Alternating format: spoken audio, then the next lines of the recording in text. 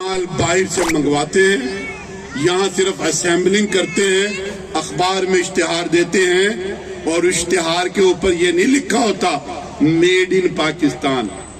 इश्तिहार पे लिखा होता है make in Pakistan. Make in Pakistan और मेड इन पाकिस्तान में बड़ा फर्क है। मेड इन पाकिस्तान वो है कि पाकिस्तानी के अंदर पुर्जे बने, पाकिस्तानी की सनती तरक्की हो, पाकिस्तान का पैसा पाकिस्तान ही के अंदर रह जाए, तो तब ये मेड इन पाकिस्तान है। लेकिन अगर मेक इन पाकिस्तान होगा तो सारे इंजन वहां से आएंगे, सारे बोनट वहां से आएंगे, सारे टायर वहां से आएंगे। आप सिर्फ मजदूरी करके उनको असेंबल करेंगे और आपका सारा पैसा जो है वो बैरून मुल्क चला जाएगा। मेरे भाइयों और दोस्तों, हमें IMF और अमेरिका और वर्ल्ड बैंक इतनी भी इजाजत नहीं देता कि 2 महीने पहले वजीर आजम पाकिस्तान ने ऐलान किया कि पाकिस्तान की कुछ इंपोर्ट बंद कर दी जाएगी। कौन सी इंपोर्ट? लेदर जैकेट नहीं आएंगे, लेडीज पर्स नहीं आएंगे, और बिल्ली और कुत्तों की जो खुराक आती है बाहर से वो भी नहीं आएगी, लग्जरियस आइटम नहीं आएंगे। 2 हफ्तों के बाद वजीर आजम को अपने वो सर्कुलर और इक़दामात वापस लेने पड़े, इसलिए कि प्रेशर आ गया। अमेरिका का प्रेशर आया, यूरोप का प्रेशर आया कि तुम हमारी बनाई हुई चीजों को क्यों बंद कर रहे हो, ट्रेड जो है वो ओपन करो। भाई ट्रेड ओपन क्या अमेरिका करता है? वहां तो आपने कोटे लगा रखे हैं, हमारी टेक्सटाइल के ऊपर कोटे हैं। दुनिया में कहीं कोई ट्रेड ओपन नहीं होती। आपने पाकिस्तान को लूट का माल रखा हुआ, बजट खसारा, ट्रेड डेफिसिट बढ़ता चला जा रहा है, और उसके बाद IMF और वर्ल्ड बैंक हमारी गर्दन दबोच रहा है। अगर इस दफा आपने IMF और वर्ल्ड बैंक और अमेरिका के कहने पर बिजली के बिल बढ़ाए, पेट्रोल की कीमतें बढ़ाई, डीजल की कीमतें बढ़ाई, आपने सुपर टैक्स लगाए, तो उसका नतीजा क्या निकलेगा? महंगाई, बदअमनी, बेरोजगारी, ये तो आसमान पर पहुंचेगी। अगली दफा क्या होगा? आप पैसे वापस नहीं कर सकते। अगली दफा फिर यही आएंगे और डायलॉग और मुकालमा ये होगा, न्यूक्लियर टेक्नोलॉजी हमारे हवाले करो, फौज खत्म करो और इंडिया तुम्हारा दिफा करेगा। तुम्हें अपनी दफा की कोई फिक्र नहीं है, तुम अपनी दफाई सनतें भी बंद कर दो और इन शराइत के ऊपर फिर हमें नए कर्जे मिलेंगे। गुलामी की जंजीरें बढ़ती चली जा रही हैं और हमें जकड़ती चली जा रही हैं। जमात इस्लामी ये कहती है कि आओ मिलजुल कर इन जंजीरों को पाँच कर दे। लोग कहते हैं कि जमात इस्लामी के पास माहिरीन कहाँ?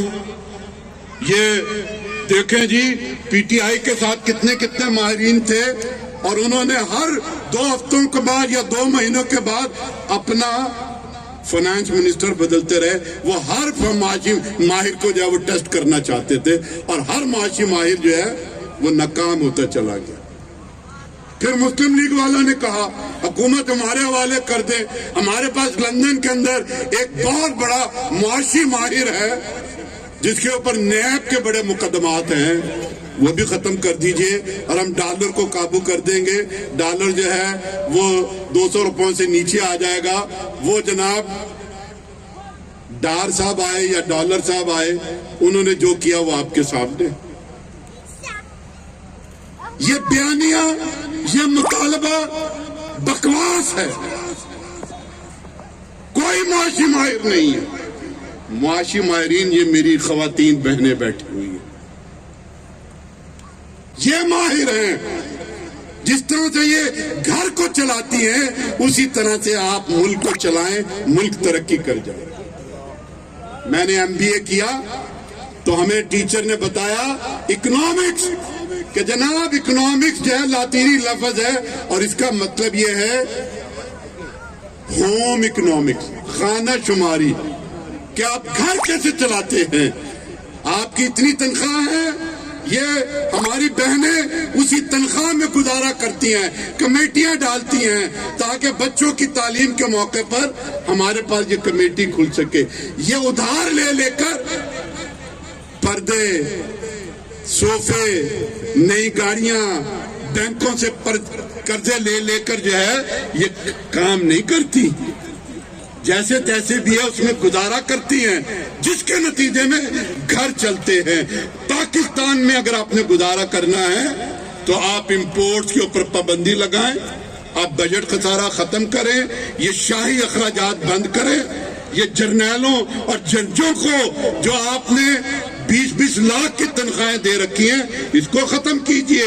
इनको जो बैटमैन दिए हुए हैं, इनको जो ड्राइवर्स दिए हुए हैं, इनके घरों में बिजली, पानी, यूटिलिटी बिल्स फ्री दे रखे हैं, इनको जो पेट्रोल की मराहत, इनको सेहत की मराहत, सब कुछ खत्म करो। मुझे बताओ कि क्या अमेरिका में, जर्मनी में, जापान में जजों को, जर्नैलों को, ब्यूरोक्रेसी को, वजीरों को वो मराहत मिलती है जो पाकिस्तान में दी जाती है? नहीं दी जाती।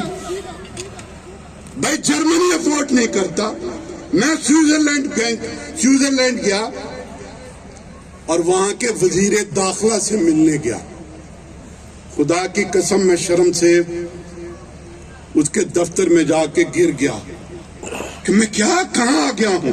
वो अपने कमरे से नीचे आया, लिफ्ट में मुझे रिसीव किया, ऊपर गया, सादा सा कमरा, स्विट्जरलैंड का वजीर दाखिला। और जब मेरी उससे गुफ्तगू शुरू हुई तो उसने मुझे बताया कि मैं अपने घर से साइकिल पे निकलता हूँ, फलां स्टेशन पे पहुंचता हूँ, साइकिल वहां खड़ी करता हूँ, वहां ट्रेन में बैठकर यहाँ पर आता हूँ जहां से तुम जो है वो पैदल मेरे दफ्तर में आए, जिसके नतीजे में ये तरक्कियां हुई हैं। मेरे भाइयों और साथियों, ये हमारा विरसा था, ये इस्लाम का विरसा है, ये मदीने की रियासत का विरसा है कि वो कौम जो अपनी बच्चियों को जिंदा गाड़ देती थी, जब उसके अतवार में तब्दीली हुई, अकीदे को तब्दील कर दिया गया, तो फिर क्या हुआ कि हजरत उमर रजी अल्लाह ताला अन्हो एक खेमे के पास, जहां से अंदर रोने की, चीखने की, पूछा क्या है? कहने लगे कि एक मेरी बीवा है या बीवी है और उसको बच्चा पैदा होने वाला है, वो अंदर है, मेरे पास कुछ नहीं। कहा अच्छा ठहरो। घर गए, नेक वक्त एक नेक काम आन पड़ा है, काम करोगी? अहलिया ने कहा क्यों नहीं, खलीफा के साथ चली है।